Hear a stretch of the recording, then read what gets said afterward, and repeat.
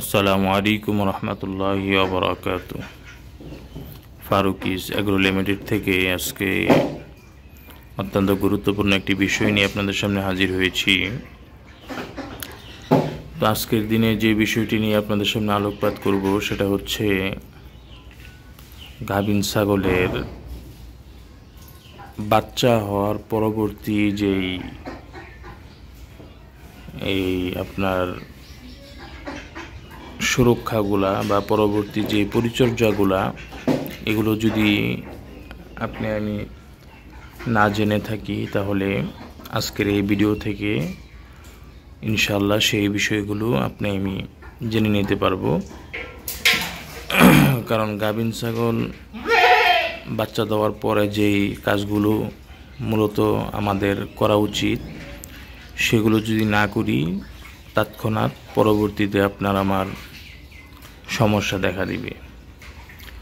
তো যারা আমার মুহিব্বিন আমার চ্যানেলকে দেখেন, আমার প্রতিবেদনগুলোকে দেখেন, দেখে উপকৃত হন বা দেখার পরে আপনাদের স্পৃহা জাগে যে না, আমিও একটি ছাগল লালন পালন করতে পারি বা আমিও একটি ছাগল লালন পালন করার সাথে সম্পৃক্ত হতে পারি, তো তাদেরকে আমি বলবো এই যে আমার এই ছাগলটা আজকে অক্টোবর মাসের এই 26-27 তারিখের মধ্যে ইনশাআল্লাহ সে বাচ্চা প্রসব করবে। 145 দিন ওভার হবে, তখন আমি আশাবাদী এই মাসেরই 26-27-এর মধ্যে সে বাচ্চা প্রদান করবে। তো বাচ্চা আসার পরে প্রথম যে কাজটা থাকবে, কারণ সে এবার প্রথমই বাচ্চা দিবে, যাদের এরকম ছাগল প্রথমই বাচ্চা দেয় তাদের ক্ষেত্রে একটু সমস্যা। কারণ ছাগল যখন প্রথম বাচ্চা দিবে তখন বাচ্চা দেওয়ার যখন প্রক্রিয়া তার মধ্যে শুরু হয়ে যাবে, মানে তার ব্যথা যখন উঠবে তখন সে ঘন ঘন প্রস্রাব করবে, ঘন ঘন উঠা বসা করবে, মানে তার মধ্যে একটা অস্বস্তি কাজ করবে। এই সিমটমগুলো যখন আপনি পরিপূর্ণ পাবেন তখন বুঝতে পারবেন যে না, আপনার ছাগলটি এখনই বাচ্চা দেওয়ার জন্য প্রস্তুতি নিয়েছে। তো বাচ্চা যখন সুস্থ সবলভাবে দুনিয়াতে আসবে তখন প্রথমত তাকে মার সাথে যে তার নাভির যে কানেকশনটা, এটা টান দিয়ে ছিঁড়বেন, অথবা কেচি যদি থাকে কেচিকে সেভলন দিয়ে বা জীবাণুনাশক যেই পদার্থগুলো পাওয়া যায় ওগুলো দিয়ে জীবাণুমুক্ত করে আপনি মার সাথে বাচ্চার নাভির কানেকশনটি কেটে বাচ্চার ওই নাভিটাকে কোনো একটি সুতো দিয়ে বেঁধে দিবেন। এরপরে প্রাথমিক অবস্থায় বাচ্চার পায়ের যে খুরগুলো আছে এগুলো তখন নরম থাকে, সেই খুরগুলো আঙ্গুল দিয়ে চিমটি দিয়ে আপনি তুলে ফেলতে পারবেন। তো তখন সেই খুরগুলো যদি তুলে দেন তখন আপনার এই পায়ের খুরগুলো পরবর্তীতে সুন্দর হবে, পায়ের খুরগুলো বেকাতারা হবে না, সুন্দর আকৃতিতে হবে তখন যদি আপনি এই কাজটা করে নেন। এরপরে বাচ্চার আপনার মনে করেন নাকে কানে ভালো করে ফু দিয়ে তার মধ্যে যে শ্লেষাগুলো লেগে থাকবে সেগুলো সরিয়ে দেওয়ার চেষ্টা করবেন যত দ্রুত সম্ভব।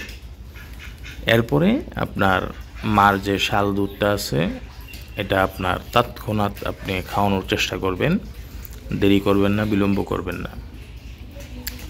তখন আস্তে আস্তে দেখবেন আপনার এই ছাগলের বাচ্চাগুলো দাঁড়াতে থাকবে, এবং যখনই মার এই শাল দুধ অনেকেই আছে ফেলে দেয়, এটা ঠিক নয়।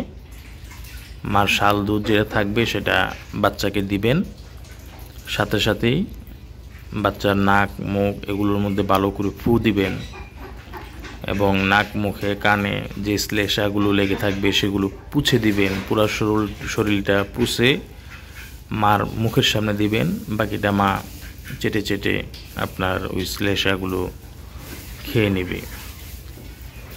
তো এইভাবে আপনার প্রাথমিক যে পরিচর্যাগুলো আছে এগুলো আপনি করে নেবেন, তাহলে আশা রাখি ইনশাল্লাহ আপনার বাচ্চাগুলো টিকে থাকবে, বাচ্চাগুলোর কোনো সমস্যা হবে না। আর দ্বিতীয়ত হলো, যদি তখন আপনি দেখেন আপনার ছাগল একাধিক বাচ্চা দিছে এবং বাচ্চা দেওয়ার পরে আপনার মা ছাগলকে কিন্তু অবশ্যই ঘাস এবং দানাদার খাবার একটু পরিমাণ বাড়িয়ে দিতে হবে, না হলে কিন্তু বাচ্চা পরিপূর্ণভাবে দুধ পাবে না। আর বাচ্চা যদি পরিপূর্ণ দুধ না পায় তখন বাচ্চা আপনার সুস্থ সবল থাকবে না, অসুস্থ থাকবে, ঝিমাবে, মানে একটা চাঞ্চল্যতা যে থাকবে এটা আর থাকবে না। তো সেই জন্য বাচ্চার মাকে আপনার তখন একটু বেশি পরিচর্যা করতে হবে, ঘাস লতা পাতা এগুলো একটু বেশি দিতে হবে, পাশাপাশি একটু কালো জিরা, হ্যাঁ, এগুলো আপনি খাওয়াতে পারলে তখন বাচ্চার মার স্তনে দুধটা বেশি আসবে, বাচ্চা পর্যাপ্ত পরিমাণে দুধ পাবে। তো আশা করি আজকের ভিডিও থেকে যে বাচ্চা হওয়ার পরে যে প্রাথমিক যে পরিচর্যাগুলো সেগুলো আমার এই আলোচনা থেকে উপলব্ধি করতে পেরেছেন। তো সকলে সুস্থ থাকুন, ভালো থাকুন, এই প্রত্যাশা নিয়ে আজকের মতো বিদায় নিচ্ছি। দেখা হবে অন্য কোনো প্রতিবেদনে। সে পর্যন্ত সকলে ভালো থাকুন, সুস্থ থাকুন। আসসালামু আলাইকুম ওয়া রাহমাতুল্লাহি ওয়া বারাকাতুহু।